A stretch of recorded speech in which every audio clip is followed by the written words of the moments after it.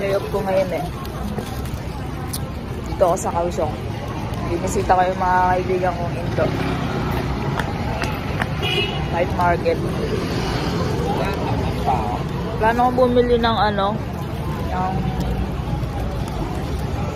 DJI Action 4. Meron ako konting naipon. Dadagdagan ko na lang. Baka kasi kulang. Samahan niyo ako pang vlog natin.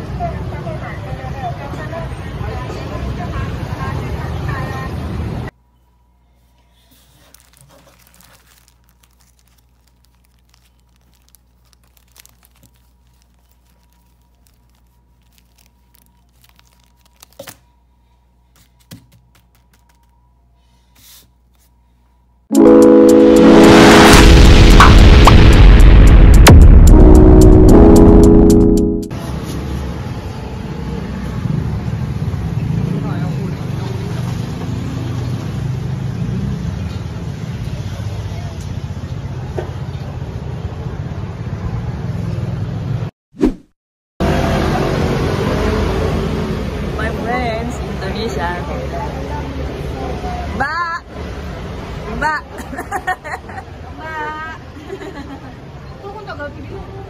Ito ba? Ito ba? Ako Pilipin. Ito ini. Ba? Ba? Cantik oh. Ganda, diba?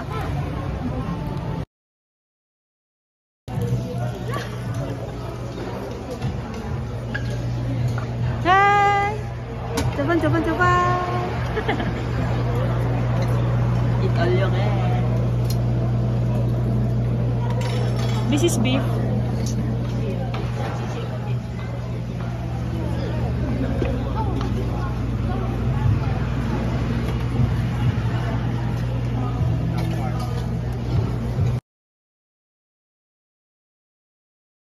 Sila nga pala yung mga kaibigan kong Indonesians.